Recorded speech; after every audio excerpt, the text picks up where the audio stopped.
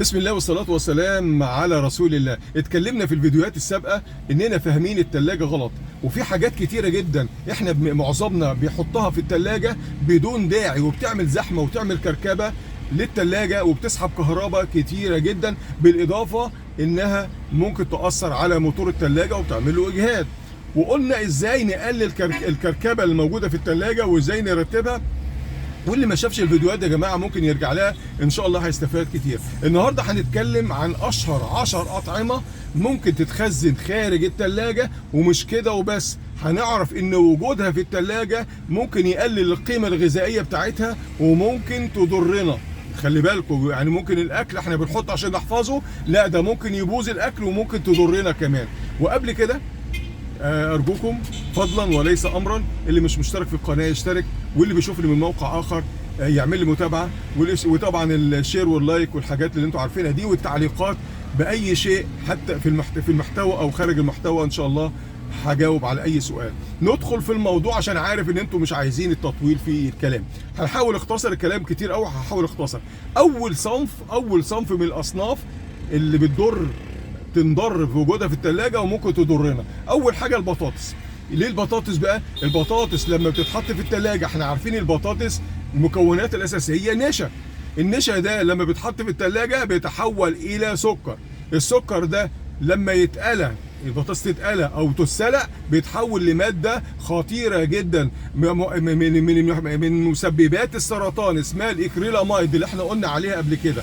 يعني احنا لما بنخزن البطاطس في الثلاجه بيتحول فيها النشا الى سكر، والسكر الى اكريلاميد اللي ممكن بيسبب السرطان. طب الحل ايه؟ نحفظ البطاطس في مكان جاف وجيد، جيد التهويه وبعيد عن البصل. ما نحطش البطاطس مع البصل. عايزين تعرفوا ايه؟ ممكن تقولوا لي نعملها لكم فيديو تاني، الاطعمه اللي بتاثر على بعضها. تاني وتالت حاجه الكوسه والخيار. الكوسه والخيار من الخضروات اللي بيتاثروا بالبروده، والتبريد بيطريهم وممكن يبوظهم بسرعه. الحل ان احنا نجيب اول باول نستخدمهم بسرعه، ولو كان لازم التبريد يبقى نحطهم في الدرج بتاع الخضار اللي تحت في اكياس ورقيه مش اكياس بلاستيك، او نلفهم بمناديل ورق لمده قصيره. طبعا دي بالنسبه لتاني وتالت حاجه. نمسك رابع حاجه، حته مهمه قوي. الطماطم بتفقد نكهتها وقيمتها الغذائيه في الثلاجه. القيمه الغذائيه زي ايه؟ بتفقد فيتامين سي ومضادات الاكسده زي الليكوبين، واحنا عارفين ان احنا في اشد الحاجه الى مضادات الاكسده اللي بتمنع الالتهابات بتاعه الجسم وتكافح الامراض السرطانيه والحاجات دي كلها. البروده بتاع الطماطم بتكسر جزيئات النكهه والطعم، وبتخلي الطماطم طريه وتتعفن من جوه. انا بقول الطماطم السليمه، لكن لو احنا مش شاريين طماطم مستويه يعني اللي هي طريه دي نحطها في الثلاجه عشان دي هتخرب اسرع. يبقى نحطها نخزنها خارج الثلاجه بعيد عن اشعه الشمس المباشره الا اذا كانت طريه او مستويه. نمسك خامس اكله اللي ممكن الثلاجه تبوظها، البصل. التبريد بيخلي البصل بيطرى، التبريد بيخلي البصل يطرى ويعفن اسرع بسبب الرطوبه اللي موجوده فيه. ولو جنب البصل ده في بطاطس بيحصل تفاعل بينهم بيسرع التلف. بيسرع ايه؟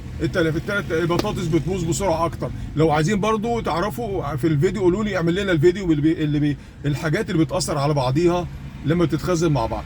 الحل ايه؟ الحل ان احنا نخزن البصل نحطها في شبكه او في كيس قماش ونحطه في مكان جاف، ويفضل يكون مكان مظلم. سادس حاجه العسل. العسل فيه ناس بتحطه في الثلاجه. العسل يا جماعه، العسل الطبيعي بيقعد سنين من غير ما يفسد. ليه؟ لانه مضاد للبكتيريا اساسا، ولما يتحط في الثلاجه بيبدا يحصل له ايه؟ بلوره للسكر ويتحول لسكر خشن، وده بيأثر على شكله ونكهته كمان، وكمان ممكن يغير من بعض خواصه العلاجيه اللي احنا بناخد العسل عشانها، ممكن يأثر على الخواص العلاجيه.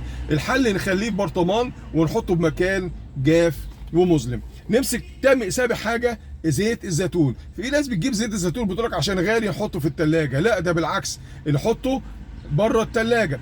ليه؟ لان بيتعكر، لما نحطه في الثلاجه بيتعكر وبيتجمد، وده بيأثر على القوام بتاعه، بيأثر على النكهه، كمان التغيرات في درجات الحراره دي بتخليه يتأكسد وتقلل جودته. نحطه بقى ازاي؟ نحفظه في زجاجه غامقه، ولذلك دايما بتلاقي زيت الزيتون في ازاز اخضر او بني كده، نحطه في ازازه غامقه في مكان بارد ومظلم. طب نمسك تامن حاجه البن. البن يا جماعه معروف اللي بيمتص اي ريحه حواليه، يعني ممكن حواليه بصل، توم، سمك، اي حاجه لها ريحه نلاقي التوم لاقط الريحه دي. كمان الرطوبه دي بتخليه بيفقد زيوت الطياره، الزيوت الطياره اللي فيه دي اللي بتدينا النكهه بتاعته والطعم المميز بتاعته اللي نكهته الاساسيه. الحل يتخزن في برطمان محكمه الغلق في مكان جاف ومظلم. نمسك تاسع حاجه التوم الني. خلي بالكم معايا عشان في نقطه علميه انا مش هتعمق فيها قوي بس هفهمها لكم. التلاجة بتزود الرطوبه وبالتالي بيخلي التوم يتعفن بسرعه.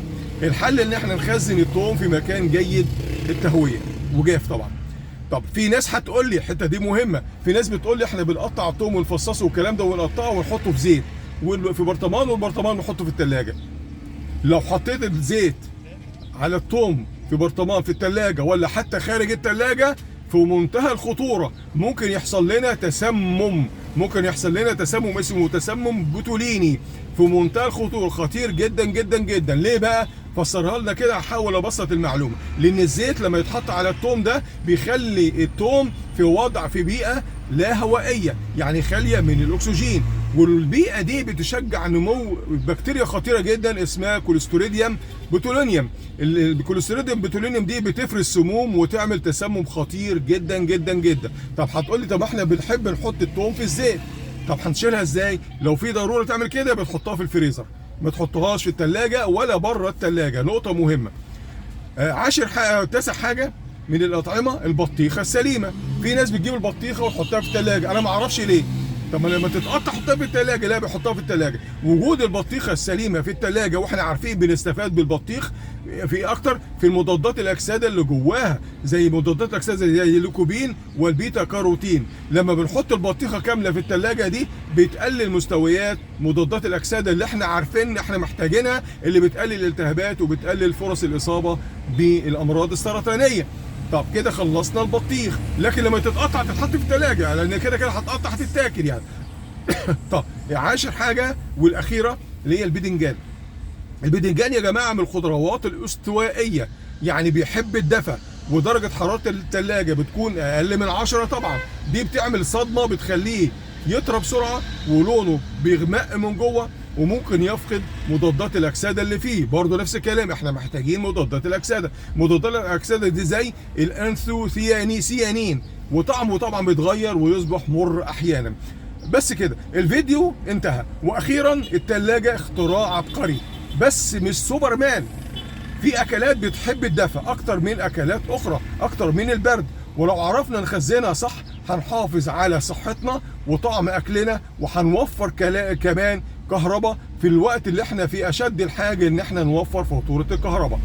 شاركني في الكومنتات وتقول لي ايه اكتر حاجه كنت بتحطها في الثلاجه واكتشفت دلوقتي او النهارده انها كانت غلط. لو عجبك الفيديو شيره، خلي الفايده توصل لكل بيت. شكرا لكل من يدعم قناتنا بالاشتراك او التفاعل باللايك والشير او التعليقات، او يعمل متابعه لو بتشوفنا من موقع اخر، وانا مستعد اجاوب على اي سؤال في المحتوى او خارج المحتوى. ما تنسوش تدعوني وتدعوا لاخوانكم، والسلام عليكم ورحمه الله وبركاته.